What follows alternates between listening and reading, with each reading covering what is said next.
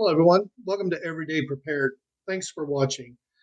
I know it's been a while since I've uploaded a video. It's been a pretty hectic month, but hopefully things have settled down now, and can get back into a routine of making these videos for you guys. So this video talking about a prepping trap, and I know it's a trap because I've fallen into it myself. And if I'm 100% honest with you guys, I've fallen into it numerous times. And what really made me think about this was a post I saw in one of my groups. And this guy made a post. He's like, hey, I'm pretty new to prepping. Uh, Myself, my wife, my two or three kids, I don't remember how many. But he made a statement of the fact that doing some calculations and looking at things, he said there's no way that they have the money or the space to acquire enough food to last his family. And he didn't say how long a time frame he was looking for, but the way he kind of worded it made it seem like he was looking to get enough food to last him and his family till the end of time. So, not a real feasible goal, but the trap he fell into was his solution to this are these. These are the date Rex. Used to call them lifeboat rations. These are just billed as emergency rations. I think if you Google emergency rations or lifeboat rations, you'll come up with them. Uh, Several different companies make them and make different flavors and things. And what they are is it's about this big on the inside. There's 4 stacks of of 6 in here. So these little bars, each one has 200 calories. They taste, to me, taste kind of like a shortbread cookie. You can get different flavors. I know there's one that's more lemony. They have an apple cinnamon, things like that, but all kind of the same thing. They're made to last. The shelf life on this brand is 5 years. I think there's some that's a little longer, but so this guy's idea is I'm just going to get a bunch of these. They take up hardly no room, and there's a bunch of calories. So therefore, his family will be able to survive and to eat in an emergency situation. My thing is, I would not want to eat these every day. They don't taste bad, but they're very, very boring. They are dry when you eat them. So make sure you have plenty of water to drink with them.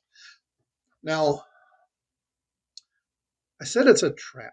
And what that is most people who've been prepping for any amount of time, we get into a mindset of thinking worst case scenario, end of the world, like Walking Dead or something like that, where there are no services, we're not getting any more food, there's no stores, none of that, which is in and of itself is not a bad thing because that helps when you're planning for something like that. You also cover a lot of smaller, more commonly occurring, if I can put it that way, emergencies.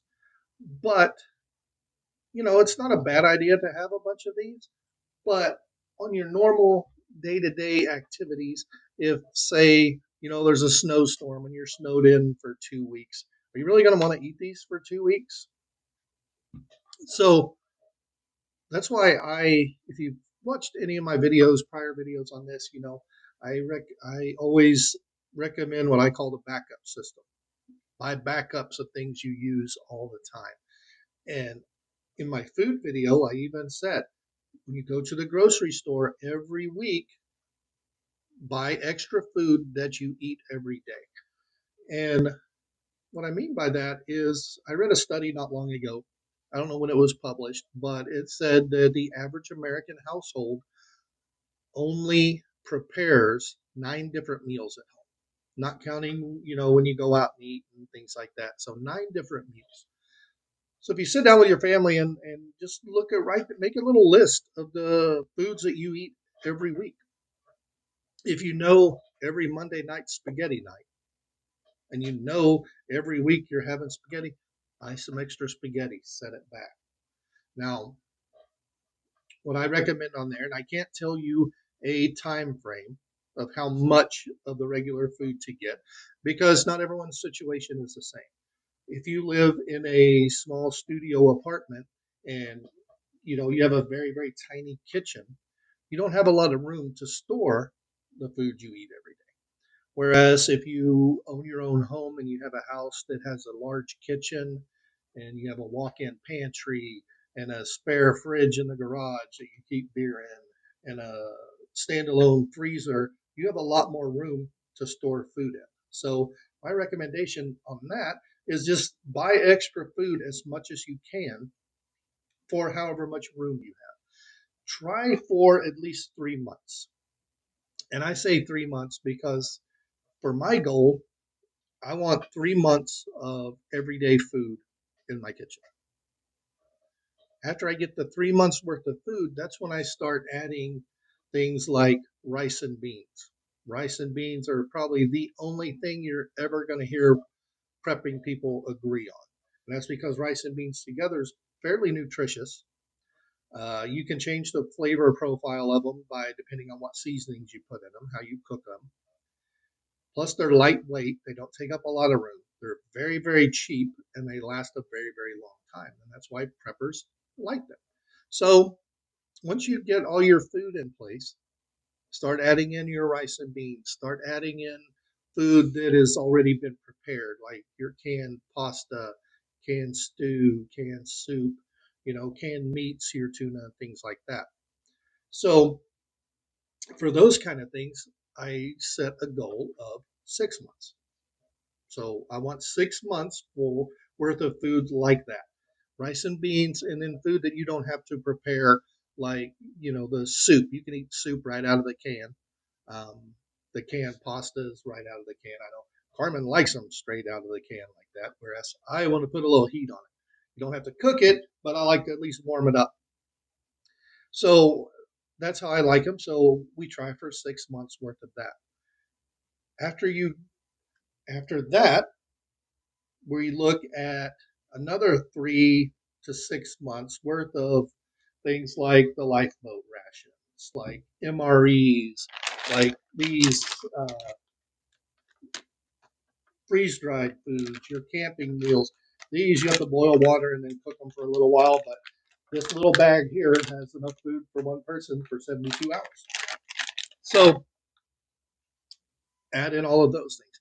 Now, the way I've broken it up like that, I did that for a reason, is so I have a full year worth of food. And I want a full year's worth of food because, say, a really big earth shattering disaster happens. With my luck, it's going to happen, you know, middle, end of fall. And you see a lot of people in the movies and TV shows and things like that. They're like, well, we have to have enough food to make it through the winter. No, you have to have enough food to not only make it through the winter, but make it into springtime so you can plant food. And then you have to have enough food to last you while those plants grow and then they start producing their own food. So you're looking middle to end of summer in most cases, in most places, to be able to survive. So no matter when a disaster happens, if you have a year's worth of food, that gives you a chance to get some plants growing, get some crops going, um, do a little bit of hunting, or if you have livestock, you can butcher your own animals if you know how to do that. And just make it all around. So don't put all your eggs in one basket. And I'm not saying don't buy these. These are very good and they're fairly cheap. I looked this morning. You can get these on Amazon for like $20. And but don't only buy those. You still want to operate your backup plan and get backup food and backup toilet paper and backup cleaners and backup soap and all of that stuff. But know the place of these things. So diversify yourself. You don't want to be stuck in an emergency having to eat just rice and beans every day. Okay. So that is it. Beware of that trap. And as usual, guys, like, subscribe. If you have any comments, drop them down below. And also, if there are any topics you'd like me to cover in a future video, please let me know. Drop them down below in a comment or shoot me a DM or something. Let me know. Uh, I have no problem taking suggestions. And if you know someone, have a friend or a relative who has talked about getting into prepping but kind of overwhelmed or they don't know really how to get started, please share the channel with them, get them involved. Uh, we'd love to have them. And until next time, take care.